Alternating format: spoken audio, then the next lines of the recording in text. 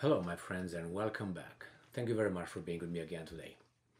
I made a video yesterday regarding the Croat president, and I think that given the circumstances and the friends that Croatia has, he's playing with fire, and he might, or Croatia, could feel the love of the American diplomacy, which is four things: threats, blackmail, regime change, or plain invasion. I think they're just, playing with fire. But it is just a president of a country, small as it is, important as it is or it's not, depending how you look at it, and how ceremonial the position of Croatia's president is, according to the Western countries, might be.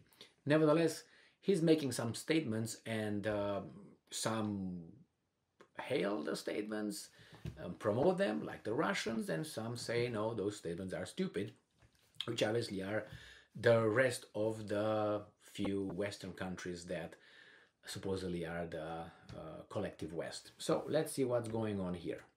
Remember, Croatia was the darling of the West when it was about Yugoslavia, and it was, on that side, and still is. I cannot assess whatever foreign policy they choose now, but it seems like their president is very outspoken and courageous, I might say. See how long he will be surviving as a president of Croatia. So this article comes on 3 hours ago, today, on January 31st, 2023. Croatia's president, comes from Sputnik, Croatia's president doesn't want to be West circus poodle in Ukraine crisis. This guy right here. All right, so let's see what's going on here. The Croatian head of state took flank from Zagreb's NATO and EU allies last year after threatening to block Finland and Sweden's NATO application for membership, but was overruled by Parliament, which ratified the accession protocols in July.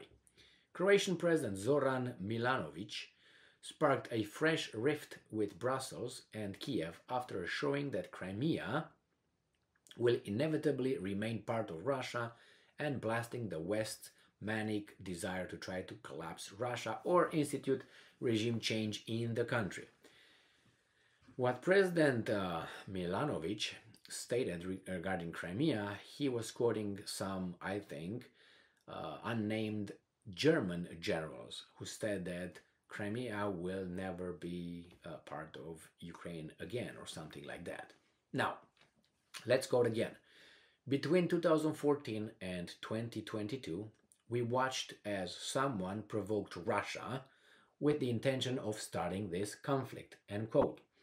Milanovic told reporters Monday while discussing last week's decision to send German tanks to Ukraine, referring to the 2014 US-backed Euromaidan coup in Kiev, or coup. Okay, we are quoting again, we. I'm talking in plural, oh my God. So I'm quoting. What we are doing as the collective West is deeply immoral. Remember, I'm quoting the president. German tanks will not only unite Russia and China even more. My job as president is to get away from this and not be a circus poodle.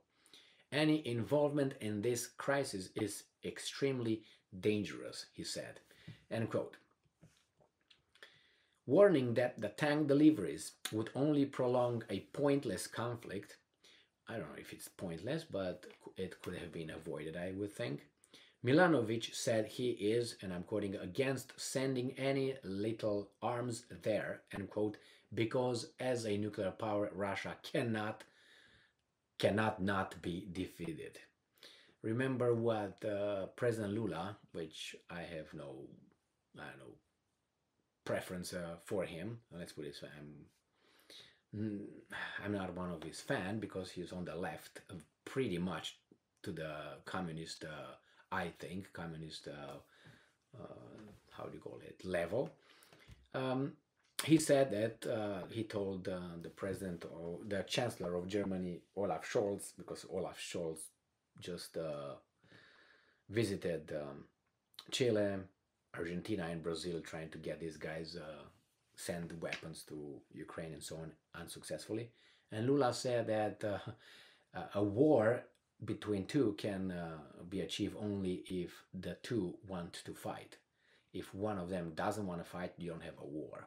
So anyway, so the same here. It says that I'm going to go further here and say, warning that a tank deliveries would only prolong a pointless conflict. Milanovic said it is against sending any lethal arms there because of the nuclear power. Russia cannot be defeated. Russia has 6,000, I'm quoting, Russia has 6,000 nuclear warheads. What is the goal of the Ukraine conflict? And I'm quoting again, continuing to quote actually. The disintegration of Russia, a change of power. They are talking about ripping Russia apart. It's maniac. The Serbs and I hated each other's less.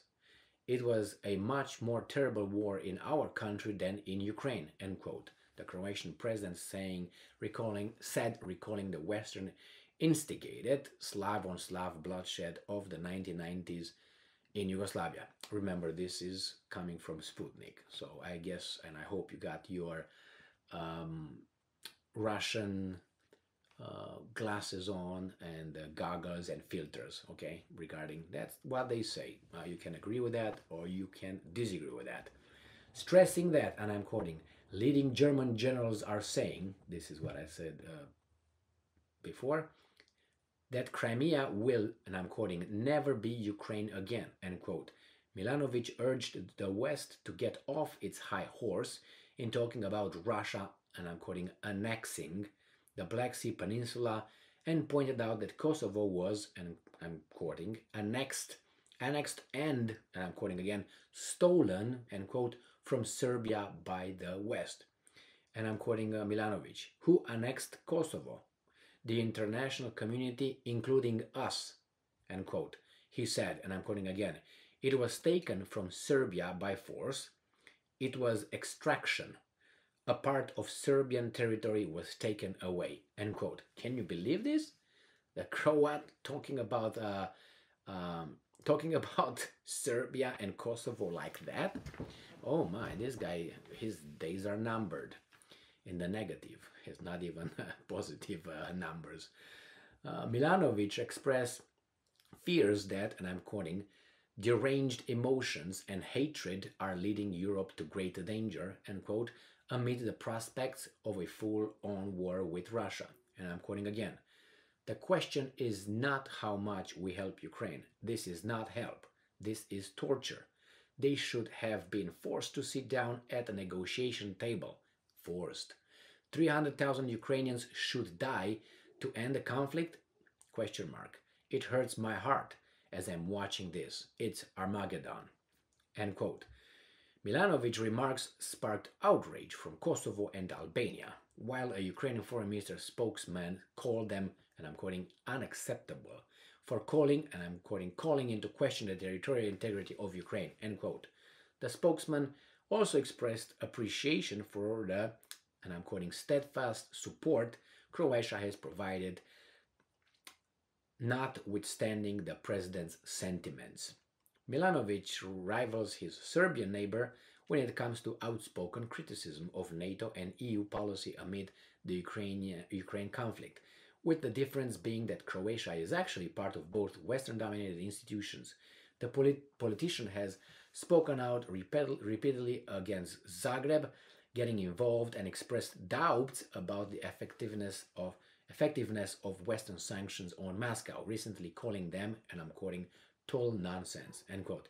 Milanovic's rhetoric has not been matched by actual Croatian government policy, with the government of Prime Minister Andrej Plenković towing the NATO and EU line and taking one of the toughest anti-Russia stances in the Western Balkans. The Croatian presidency is largely a ceremonial role, although nominally it is supposed to provide for cooperation on conducting foreign policy. So let me tell you this little psychological fact. First, so let's start with the President Lincoln, Abraham Lincoln of the United States of America, former, obviously. He said, you can fool people sometimes, but you can't fool all the people all the time. You can fool them sometimes, some people sometimes, but you can't fool all the people all the time. But when you, and I'm going to talk to you, when you were fooled by someone into doing something, and you did it, and after a while you realized that you were fooled by that person, how did you feel? You didn't feel only rage and anger with that person, but with yourself as well, because everything that you did because that guy fooled you, and now you are responsible for those things that you have done. So I suspect that a lot of countries from the former Yugoslavia might have this kind of feelings when they look back and how the things were solved in former Yugoslavia, and how different nations eventually had their own countries, independent countries. That possibly could have been done differently, and if I could turn back time, I would, and obviously I can't. I think a lot of things could have been done differently without the shit show that was in the Balkans then. And I guess Milanovic, when he is right now so outspoken, he might, I'm just suggesting this, is just my, my theory that could be wrong. I don't have it based, I can't base it on anything. Just on maybe this could be why he is so outspoken against, actually the countries that supported him in, carving his own country, and getting independent. I think things could have been done differently, including Kosovo. If, first, I personally disagree with certain things over there with Kosovo and Serbia, and you might probably feel my preference about that one. Because from that one, now you have Crimea, and you're going to have others, and you're going to have others. So it's a precedent, a very dangerous precedent, leaving to the side the how should I put it, the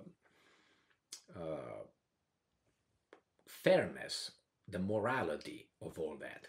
Because remember, now you have a country, Kosovo, in which you have a minority that is in this Albanian majority. Why not take them out? Carve it like that and get them out. Isn't that what you wanted?